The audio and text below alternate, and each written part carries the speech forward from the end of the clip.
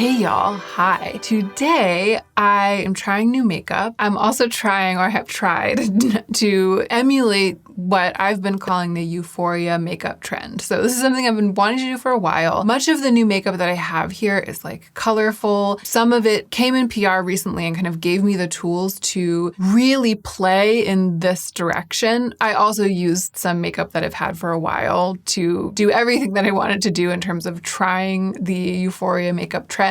And I was able to review like the new Oden'S eye makeup, the new Kjaer Weis skin tint, a Summer Fridays product that I recently bought. I was able to review some new makeup along the way, or do like a combination of first impressions and review. So it's a lot of content, a lot of different kinds of content all together in one video. I hope you enjoy it. And I also want to put it out there that I haven't actually watched Euphoria, so I'm calling it the Euphoria makeup trend, but I don't really mean inspired by the actual show or even inspired by the imagery from the show, although I have looked at some of that imagery. But mostly I was inspired by the concept of this kind of makeup that's in the zeitgeist and the way that it has translated itself to me and kind of like imprinted on my brain. So if I didn't nail it, please don't come for me. This was also my first try. If this is your first time to my channel, then welcome. I'm really glad you clicked on this video. I'm Hannah. I love makeup. I really love this Euphoria makeup trend, and I've talked about why I love it in a video recently. And I'll go ahead and put that video in the cards right now. So you click on the little bar that has gone across the screen. You can click through and watch that video about trends. I like to try new makeup and review makeup. There's a lot of stuff in this video that's new to me, but also here in my channel, I talk a lot about checking that impulse to always buy new stuff. I try to enjoy makeup and review makeup from a grounded position and not to encourage overspending. So if that sounds good and if you enjoyed this and you're not subscribed, please subscribe. And now let's go ahead and get into the meat of the video.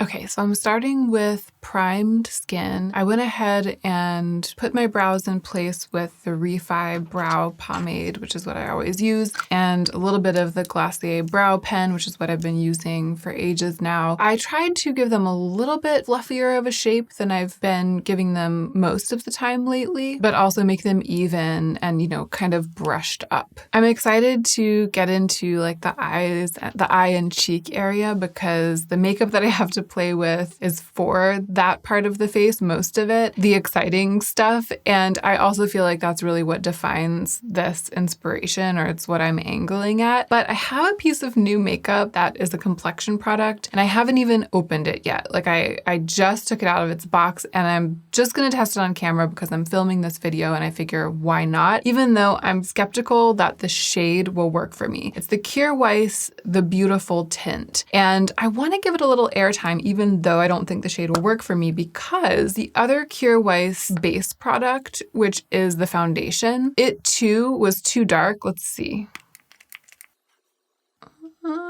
Yeah, see, it's like already looking sort of orange. I'm just gonna put it all over my face just to see. I never do this, like put a complexion product that I'm sure doesn't work all over my face. I'm just gonna put it all over my face just to see what the texture's like. And then I'll return to the sentence that I just started but didn't finish. Something's going horribly wrong.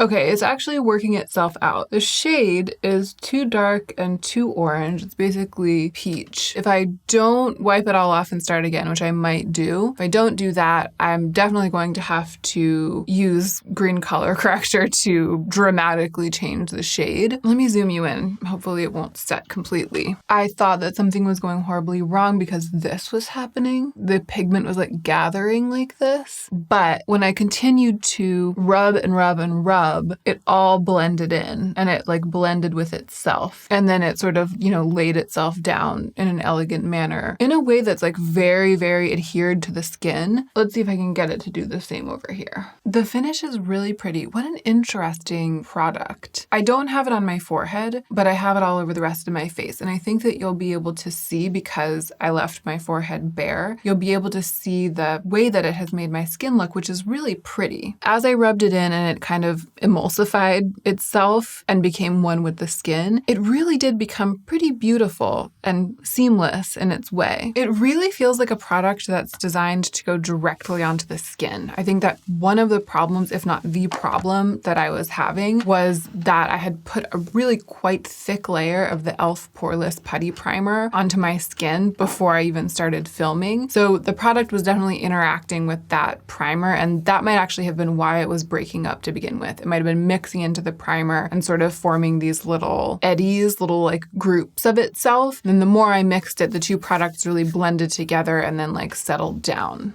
If the shade worked for me and I were going to keep using this, I would definitely use it basically without a primer, because the way that it has sort of sealed over on my skin is really impressive. It's really nice and it feels nice and moisturized, and it's definitely tinted my skin. Unfortunately for me, it's tinted it like kind of an orangey beige. So let's see if it can handle some green color corrector. Yeah, it's not pilling, which is the thing that I thought that it was the most likely to do. So I feel like this is the first time that I've successfully tested a complexion product and understood that the formula is good, even though the shade is truly not something that it's possible for me to work with. Because it's usually hard for me to really commit to testing a formula when I'm not getting that satisfaction of like looking in the mirror and seeing my skin look better in terms of tone. The reason that I wanted to do it, and this is what I was trying to say before, but then I interrupted myself, is that the other Kjaer Weis complexion product, the foundation, I wasn't really able to test thoroughly because it too is kind of like a darkish beige, darkish peachish beige for me, the lightest shade. Just the range doesn't go light enough for me. I gave it to my sister because she's not as fair as I am. And something that doesn't usually happen with her because she doesn't wear a ton of makeup and she's not really into makeup happened, which is that a month or two later, she reported back that she's obsessed with it. She's like, it's incredible. I've never used anything like it. My skin looks seamless. It solves all my problems. Like she's like, it does my housework. It does my taxes. I mean, she's like really, really impressed by it, which was exciting to hear because again, I didn't really get a good measure of that product. It was like, wah, wah, wah. It didn't match me. So when they released a new complexion product, I was like, okay, I really want to get to know it, even though I'm not going to be able to wear it, even though I'm definitely not going to keep it. I'll probably give it to Ellie actually. And yeah, I might even be able to leave it on. I'm just going to need to use a really brightening product, like a concealer from a different brand that's really quite bright and light. And the one that I have here is the Kosas. Let's see if this does it. I mean, it worked. I am kind of impressed by how this product has held up to like mixing and layering with other things. I don't love the feeling that I have like a skin on top of my skin in general. But if I'm going to have makeup applied like that, then this is the best that it can be, you know, like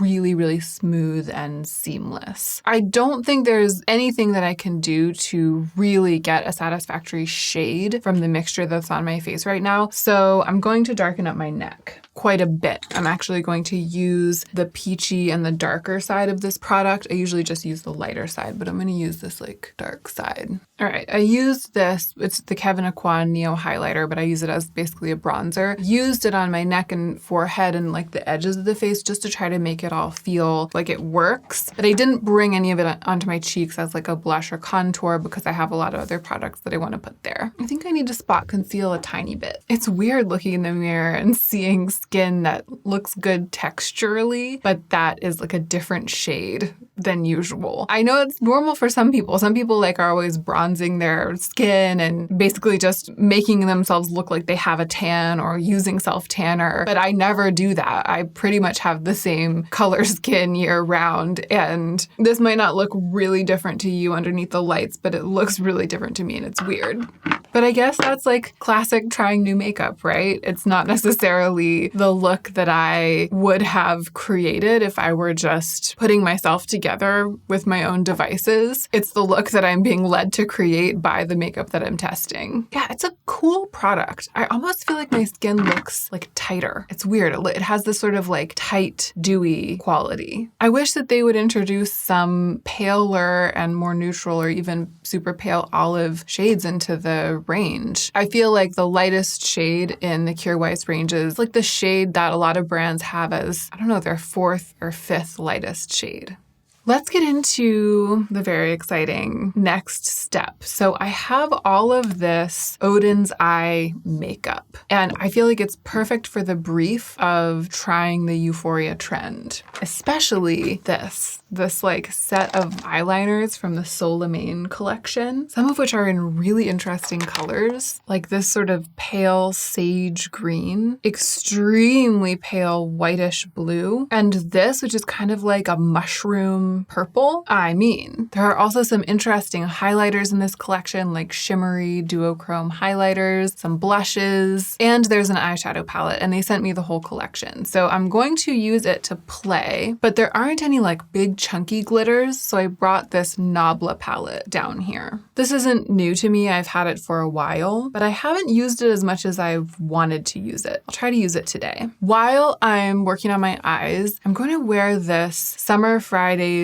lip butter balm, which I bought myself with my own money in Sephora. I went into Sephora this weekend because I needed to replace a skincare product that I've been really missing. I used it up before we left LA. It's the Ren Overnight Recovery Balm. My skin's been really dry. I've been working really hard to revive it. I was walking down the street with Joe. We were doing something else and we passed a Sephora and I was like, oh my gosh, I'm just gonna pop in and get the thing. So I was in there, and in a radical move for me, I impulse bought something at checkout. It's been like years since I did that. I'm usually really thoughtful, but I was in there. I knew that I was filming this video. I didn't know this product had released. I don't know how new it actually is. And I've been so into kind of like thick, indulgent, buttery lip moisturizing products lately. And I was just like, you know, that looks really promising and I'm gonna get it. And at the very least, I'll be able to report back about it on YouTube. It comes in a squeezy tube with this kind of weird applicator because it's angled and curved, so your lip can only really fit into it in one position. I'm not super obsessed with the tip design. I mean, it's not a problem for me, but it's not exactly like value added. It's fine, but I am kind of obsessed with the formula. It goes on thicker than something like the Fenty gloss, like less drippy and goopy. It definitely has that body, but it really shears out. It's like it does kind of what the Kjaer Weis tint thing did. It spreads itself out and it naturally rests at a pretty thin place. Like it becomes a pretty thin layer on the lips rather than a goopy layer, but then it settles and kind of really holds its own. And its presence on the lips is palpable and definitely very nourishing and protecting throughout the day. Also, I was nervous about getting this deeper color. I think it also comes in clear because sometimes products, sheer lip products in this color, even though I'm always drawn to them because I love brown and I love rosy browns, sometimes when I overline with them, which is what I like to do on my lips with glossy stuff, they make like a weird line. But this doesn't do that. It works. It smells and kind of tastes like cocoa vanilla, and I really like it, and I'm really glad that I bought it. It worked out for me. Okay, let's do some Euphoria-inspired makeup. I have an inspo image. There are so many directions in which one could go, right? And I feel like the challenge that I sort of had in my mind before I even started trying to find inspiration images, the challenge is to keep it looking and feeling like there was a light touch while still doing the most in this one direction. I feel like one of the things that defines this trend for me, and this is like one of the things I really like about it, is that there is this kind of casual light quality to it. It looks like it didn't take too long. There's an irreverence. It doesn't look labored. There's always this kind of playful, almost improvisational quality. But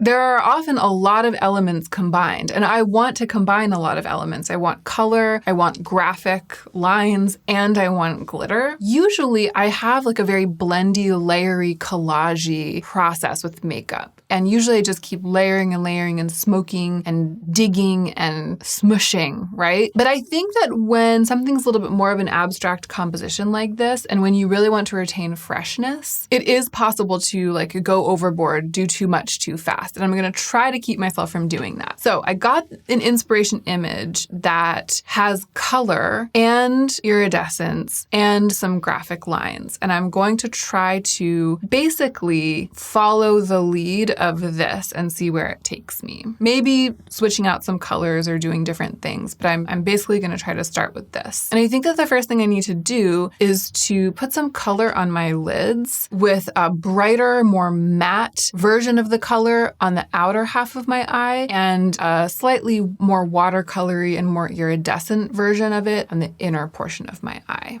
The SOLMÅNE palette from Oden'S doesn't have the Kelly green of the imagery in it, but it does have a lot of purple. Is that the direction in which I want to go? I think so. I feel like purple, I know that green is really trending, but I also feel like pale pastel lavender is kind of having a moment. I'm going to try to do this, but with purple sort of shifting blue, maybe. I'm going to zoom you in and I'm going to lay down the base. I'm starting with this Rephr 14 brush because I really want to have control over the pigment that I pick up and how I lay it down. And when I really want the most control, especially picking up pigment, I always use my Rephr brushes. Okay, I feel like in terms of laying down a base, this is definitely like the purple version of what's been done in green in this image. But I want to bring in a little bit more iridescence. I feel like there is some more color flipping going on. Okay, with a combination of the matte purple in the palette, the sort of shimmery pinky purple in the palette, and this amazing highlighter, which is called Lavender Dream. I feel like on my upper lids, I have the base in purple that matches the base that I see in this picture, even though it's in green in the picture. I'm going to bring some of the matte purple into the under eye area and a little bit more sparkle into the inner corner. Okay, hi, checking in. Takeaway number one, we should all be doing this more often. We should all be playing with these concepts during makeup playtime for fun, for going out, for going to school, whatever it is. This is balm. I'm really here for it. Kind of way more than I expected to be. And there are a lot of little takeaways. First, the liners. They weren't quite as creamy as I was expecting them to be on my eye area. When I used them on my hands, they were really creamy and gel but they don't quite glide. I had to work with them a little bit. I do wish they were a little bit creamier and glidier. I feel like I'm kind of spoiled by the Victoria Beckham eye kajal, but they don't feel like that. They don't really feel like the Urban Decay 24/7 slide on, glide on business. They feel a little bit stiffer than that. However, once they're on, they are really, really, really budge proof. That's very impressive. Like I rubbed at this and tried to get it off with like a washcloth and it didn't budge at all. Like, it's definitely going to take some kind of makeup remover to get them off. Yeah, even with the micellar water. Wow. So I used the purple one on my lower lash line, and I also used this kind of bright rose to add a detail on the lower lash line. And then I was about to try to do those like cloud shapes, and I was like, I'm not going to be able to do that. If I try to do that, I'm going to mess it up. In the image, they're not even drawn on with eyeliner. They're decals. And I think that that's because it's really hard to get even, clean lines when you're drawing curves onto a surface that's already contoured, like the eye area. So I thought better of it, and I just went with this kind of like line. Like, what is that line doing there? I don't know. It's Euphoria-inspired makeup. But I actually kind of like how it turned out. And after I put that line down, I went in with this really intriguing glitter from the Nabla palette, and I kind of painted a line of glitter underneath that line and blended it out. And then I went in with this, the sort of semi-sheer reflective glitter that has that kind of blacklight quality, you know? And I tapped that sort of above the inner part of the lid, underneath the very base of my brow, basically, to kind of transition from the purple into this like line and glitter part of the look. And I also pushed some of that blacklight glitter up into my brows to kind of blend the color into the brows, because there's definitely eyeshadow and glitter in the brows in my inspo image, and I've seen glitter in brows a lot in Euphoria makeup-inspired makeup imagery. If it were me making this look, like trying to make myself look as fierce as possible, I would definitely go into the outer corner with some darker shadow. Like I would turn it into a smoky look, and I think that that would be fine. But key to what I am inspired by in Euphoria makeup is that that smokiness is absent. It's not really about contouring the eye in that way, and I haven't seen that like smoking of the outer corner and that like blended smoky eye anywhere in any of the inspo images. So I'm not going to do that. And that is like it's the hardest thing for me to omit. It's the most conspicuous difference between this and what I like to do and what I naturally do. But I'm gonna stop there with the eyes. I mean, I could do more, but I also feel like the whole point is, again, the light touch. I'm gonna add mascara though. Let's go with the Ilia Limitless Lash Mascara because it will give me that buildable volume and also also allow me to kind of separate and shape my lashes if I want to. There. I think that the mascara definitely, it made my eyes look prettier, as mascara does, but it also kind of made sense of what's going on the lower lash line. I feel like without mascara, that pink line was a little bit like, what is that? And now with the mascara, it looks more graphic, juxtaposed with kind of natural splay of the lashes, now that you can see them now that they're darkened with mascara. So I'm actually pretty pleased by how it came out, even though I don't know if this like line up here is just like a weird thing that I did, or if it is actually something that you might see with this style. I mean, I think I have seen a lot of people draw on like an open wing. So if I had connected the pink of the lower line to this outer corner, that might be more like what we've seen, but I wanted to leave it open. I didn't want to try to do too much or to like make too many statements all at once. Quick impressions of everything before I get too far from having applied this makeup. The eyeshadow palette is great. I mean, it performed beautifully. In my experience, Oden's Eye is really pretty reliable with these bright colors, pastel colors. The formulas are good, but it's just another rainbow palette. So if you already have a rainbow palette that has colors in it that you like, if there's one that you like using, you don't need this one. It's not on another level or something. It's just delivering what it looks like it will deliver, and it's perfectly lovely. The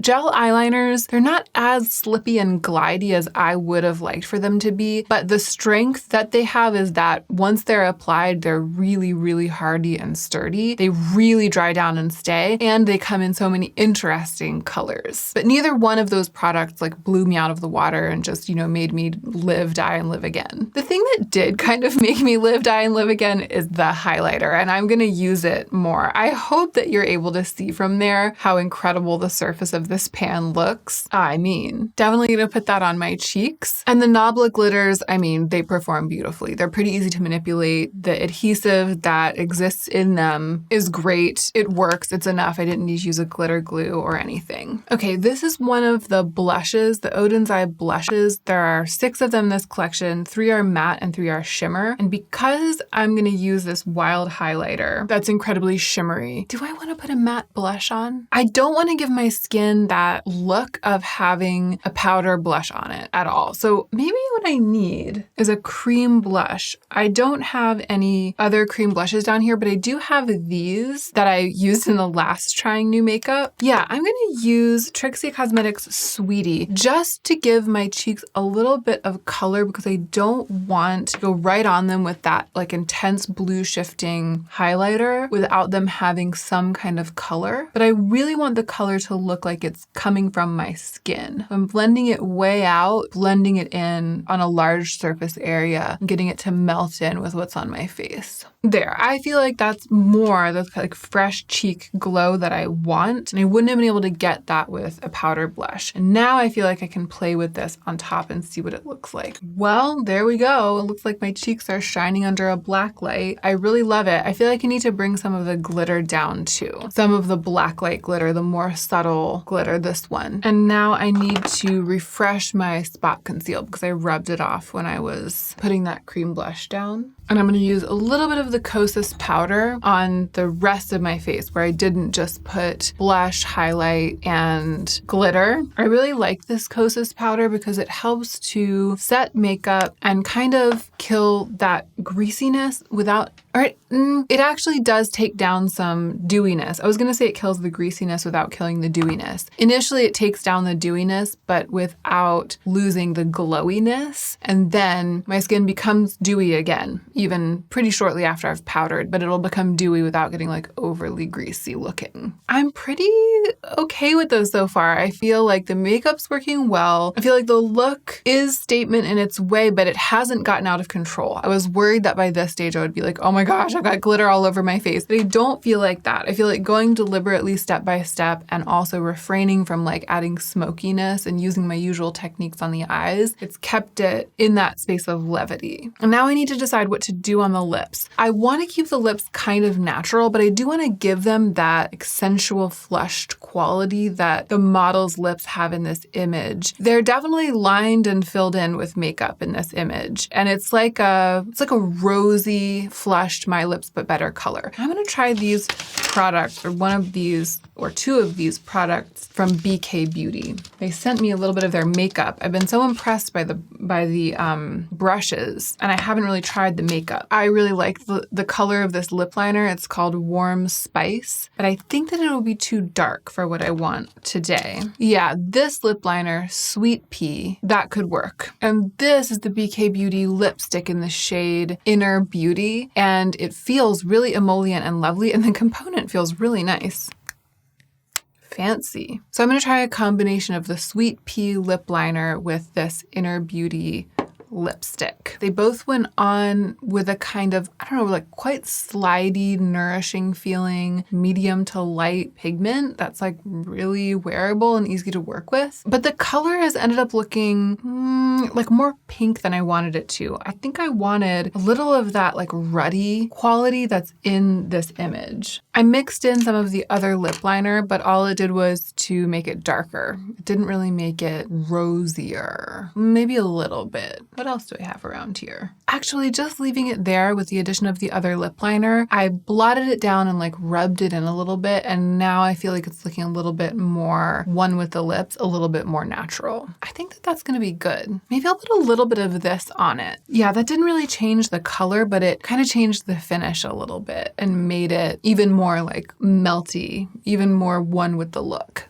Is that it? Did I do it? Did I forget anything? Have I tried new makeup and tried Euphoria makeup? I'm kind of delighted with it because even though I have that skin tint all over my face, so I have like more makeup on my skin than usual because I had to layer it with other things. You know what I mean? I put it all over my face and a green color corrector all over my face and then concealer to make it work. Even though that's true, and maybe this is a testament to the wearability of that product, I feel this kind of lightness and freshness about the look. Even though I have colorful lines and glitter and colorful makeup on my eyes, again, I feel this like lightness about it, this ease, which is what I've been imagining it would be like. I was worried that I wouldn't be able to make it look that way. And I thought that even if I did make it look that way, I would feel kind of funny in it. Like it's not me, it's not my style, but I just love it. I just feel great. I like the glowiness and the freshness. And I like that it's kind of telegraphing the part of me that doesn't take myself too seriously. And it's not unflattering. You know, there's something about this color around the eyes and this soap bubble glow from the cheeks. It's exciting. It's very beautiful in and of itself. I feel like overall this went really well. I mean, low points were maybe the Kjaer Weis tint definitely not being anywhere close to a wearable shade for me, especially once I realized that the formula is kind of cool. It's like, it's a tint which I don't usually like, but the fact that it really becomes one with the skin rather than sitting on top of the skin, like it really sets and holds its own, means that if it were the right shade for me, it would work because it's that lotiony, extremely disturbable, sheer layer on top of the skin that I don't like. Like that's what I don't like about tinted moisturizers. So it's too bad that it's too dark. I also feel like the tugginess of the eyeliner, especially when I was trying to draw with it on the skin underneath my eye, that was a little bit disappointing. I would have liked for them to be more glidey slidey. Those are the only two low points that I can think of. In this very moment, I feel like I want to do my makeup like this more often. Just play and make creative looks like this and come on camera to film. This is making me feel like I want to do that. And I'm going to try to remember that instead of waking up tomorrow and being like, let's just use neutral bronze, smoke out the outer corner, pile on the mascara and go. I really hope that you enjoyed this and that you feel inspired to try something like this. If there's anything in the realm of Euphoria makeup that you would have really liked to see me do, like something that I could have done today given the brief, but that I didn't because I went in this direction instead of the many other directions in which I could have gone. If there's anything like that and you really want to see me do it, let me know in the comments, because even though I have thought a lot about this trend and like looked at a lot of pictures of it, when it came time to do it, it was almost like I didn't know which direction to go. Like I didn't know which thing to choose. And I kind of just like, let's do this. So if you have some direction for me other than this, let me know. If you have watched this video all the way to the end, but you're not subscribed to my channel, if you're watching but you're not subscribed, please go ahead and click the subscribe button. I do hope that you will subscribe, but no matter what you choose to do, don't forget to take extra good care of yourself so that you can be the most effective version of yourself as you do your work in the world.